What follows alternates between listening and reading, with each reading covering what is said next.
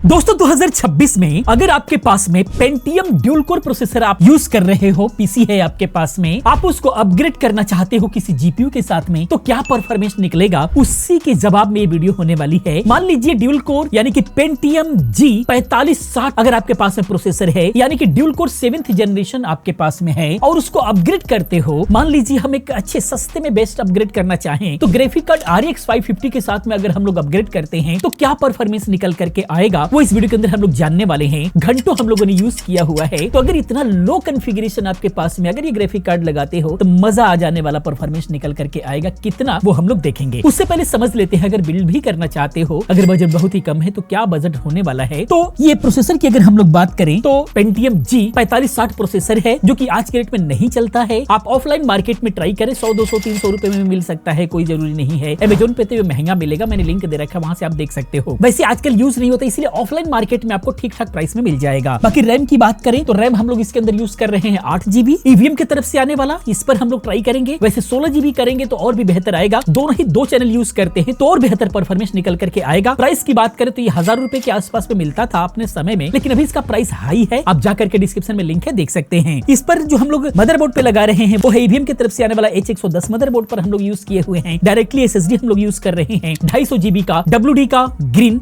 Use कर रहे हैं, जो कि देखेंगे कि कैसा परफॉर्मेंस निकल करके आएगा। वैसे अच्छा ही निकल करके आएगा। बाकी जो है RX 550 सफीरे का हम लोग यूज कर रहे हैं, जिसके अंदर हार्डवेयर एक्सेलरेशन होता है, एनकोडर की वजह से बेहतरीन परफॉर्मेंस निकल करके आती है एडिटिंग में, रेंडरिंग में। बाकी 450 वाट का पावर सप्लाई ही हम लोग यूज कर रहे हैं नॉर्मली, जेब्रोनिक्स की तरफ से आने वाला, जो कि 600-700 रुपए में आ जाता है। बाकी यहाँ पर कैबिनेट की बात करें तो 1000 रुपए से लेकर के 2000-3000 तक आप यूज कर सकते हैं, जो आपके बजट में बैठता है। ओवरऑल देखेंगे तो बहुत ही सस्ता पीसी बिल्ड होगा और देखते हैं इसका परफॉर्मेंस कैसा निकल करके आता है। तो दोस्तों आगे है डेस्कटॉप पर, पहले कॉन्फ़िगरेशन इसका देखिए। यहाँ पर जो है पेंटियम जी 4560 जो प्रोसेसर दिख रहा है, 2 कोर 4 थ्रेड्स का प्रोसेसर है, ये 7th जनरेशन है, इसीलिए उतना हल्के में भी लेने की जरूरत नहीं है। बाकी यहाँ पर RX 550 GPU लगा हुआ है, इसके साथ में हम लोग देखते हैं कि इसका परफॉर्मेंस कैसा निकल करके आता है। हम लोगों ने सारी हैवी टेस्टिंग करने की कोशिश किया है, घंटों यूज किया। इसमें हम लोगों ने लेटेस्ट कोरल ड्रा 2025 को इंस्टॉल किया हुआ है और फोटोशॉप 2024 को इंस्टॉल किया हुआ है। दोनों पर ही हम लोगों ने हैवी फाइल को ओपन किया। कोरल ड्रा में काफी देर तक हम लोगों ने काम करने की कोशिश किया, फाइल को जूम इन जूम आउट वगैरह करने में बिल्कुल भी कोई दिक्कत नहीं आई। काफी सारे काम भी हम लोगों ने करने की कोशिश किया, बहुत सारे जो इफेक्ट्स वगैरह अप्लाई करने की कोशिश किया, बिल्कुल भी दिक्कत नहीं आई। फोटोशॉप में भी ये जीपीयू लगाने के बाद इसके अंदर इतना अच्छा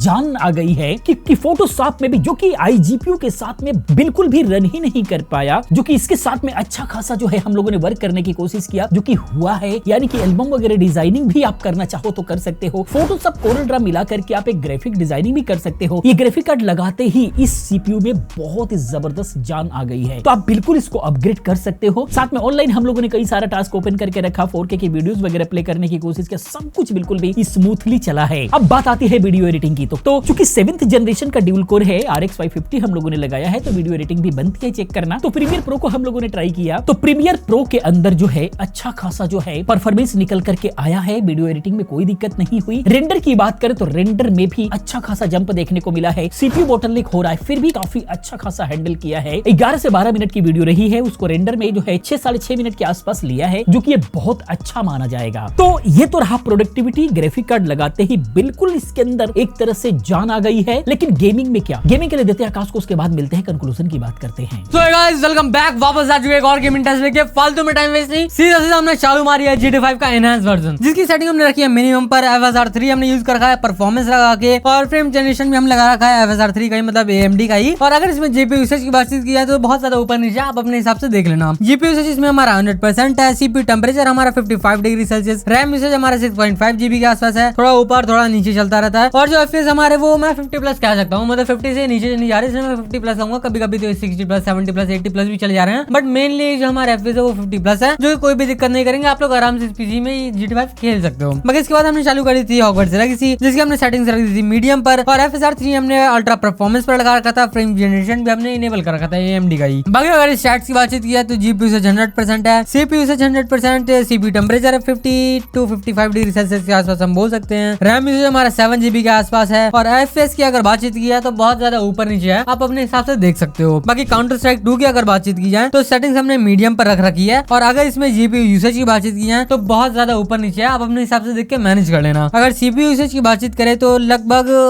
GPU यूसेज जैसा ही मामला है इसका, बहुत ज्यादा ज्यादा ऊपर नीचे है, आप अपने हिसाब से देख के मैनेज कर सकते हो। बाकी अगर CPU टेम्परेचर की अगर बातचीत की जाए तो 50 डिग्री सेल्सियस के आसपास हमारा CPU टेम्परेचर है। रैम यूसेज की अगर बातचीत की जाए तो 6.8 GB के आसपास हमारा रैम यूसेज है। FPS हमारे 40+ आ रहे हैं, मतलब ठीक है, अगर आप लोग खेलना चाहो तो आराम से खेल सकते हो, उतनी दिक्कत नहीं आने वाली है। बेसिकली कभी कभी ऊपर भी जा रहा है, कभी कभी नीचे भी आ रहा है, लेकिन मेनली जो हमारा FPS है वो 40 के आसपास वेरिएशन कर रहे हैं, जो कि ठीक है, कोई भी दिक्कत नहीं आने वाली है। बाकी इसके बाद हमने चालू कर दी थी बैक फॉर ब्लड, जिसकी हमने सेटिंग्स रख दी थी मीडियम पर। और अगर इसमें GPU यूसेज की बातचीत की जाए तो 100% हमारा GPU यूसेज है। CPU यूसेज में हमारा फ्लक्चुएशन मिल रहा है। CPU टेम्परेचर हमारा 50 डिग्री सेल्सियस के आसपास। रैम यूसेज हमारा 6.5 GB के आसपास यूज हो रखा है, कभी ऊपर कभी नीचे। FPS हमारे 20 के आसपास आ रखे हैं, मतलब मेनली 20 तो मैं नहीं कहना चाहूंगा क्योंकि नीचे भी बहुत बार जा रहे हैं, कभी कभी इससे ऊपर भी जा रहे हैं, मतलब वेरिएशन 20 के आसपास में ही चल रहा है। इसलिए अगर मैं कहना चाहूँ तो बैक फॉर ब्लड तो नहीं खेल सकते इसके अंदर। बाकी इसके बाद हमने चालू करी थी फ्री फायर, जिसकी हमने सेटिंग्स रख दी थी स्टैंडर्ड पर। और अगर इस गेम की बातचीत किया तो बिल्कुल भी नहीं खेल सकते हो, क्योंकि जो हमारा प्रोसेसर है वो बहुत ज्यादा वीक पड़ जाता है। बेसिकली जो हमारी फ्री फायर है वो हमारे CPU को ही बहुत ज्यादा यूज करती है, उसका GPU से कोई भी मतलब नहीं होता। इसलिए अगर आप लोगों को फ्री फायर खेलना है तो आप लोगों को CPU पर ज्यादा इन्वेस्ट करना पड़ेगा, तो इस वाले CPU में तो बिल्कुल भी नहीं चलने वाली है। तो आई थिंक आप लोगों के सारे डाउट्स यहाँ तक क्लियर हो गए होंगे। अगर डाउट्स क्लियर नहीं हुए तो कमेंट सेक्शन खुला पड़ा है, कमेंट जरूर करना। मिलता है नेक्स्ट वीडियो में, तब तक के लिए बाय बाय। तो दोस्तों ये था dual core Pentium G4560 processor के साथ में RX 550 का कमाल, जो कि आप लोगों ने देखा प्रोडक्टिविटी में बहुत अच्छा बूस्ट निकल करके आया है, और उसके अकॉर्डिंग अगर देखा जाए तो गेमिंग में भी बहुत अच्छा बूस्ट निकल करके आया है। कुल मिलाजुला करके देखा जाए तो RX 550 लगाने के बाद बहुत अच्छा परफॉर्मेंस रहा है। ऐसा नहीं कहेंगे कि CPU बॉटलनेक नहीं किया है, बिल्कुल किया है, लेकिन फिर भी जो ओवरऑल परफॉर्मेंस निकल करके आया है वो बहुत अच्छा निकल करके आया है। तो अगर इस टाइप का अगर आपके पास में कोई CPU है, आप उसको अपग्रेड करना चाहते हो तो इसके साथ में अपग्रेड कर सकते हो। और अगर नया बिल्ड भी करना चाहते हो और बहुत ही सस्ते में अगर ये प्रोसेसर आपको मिल जाता है तो बिल्कुल बिल्ड कर सकते हो सस्ते में। ये ग्राफिक कार्ड जरूर लगा लेना, मजा आ जाएगा। आगे चल करके आप इसमें i5 6th generation, 7th generation, 8th generation का प्रोसेसर जो है अपग्रेड कर सकते हो। उसके बाद तो बिल्कुल नेक्स्ट लेवल का मजा आएगा। वीडियो कैसा लगा, हमारा प्रयास कैसा लगा, प्लीज आप कमेंट में जरूर बताएं। इसी प्रकार की तमाम वीडियोस को देखने के लिए चैनल को सब्सक्राइब करें, चैनल के साथ बने रहें, क्योंकि इस तरह की तमाम वीडियोस में लेकर के आता रहता हूं। मिलते हैं अगली वीडियो में किसी और अच्छी इंफॉर्मेटिव वीडियो के साथ में। पूरी वीडियो देखने के लिए चैनल को सब्सक्राइब करने के लिए आप सभी का बहुत बहुत धन्यवाद।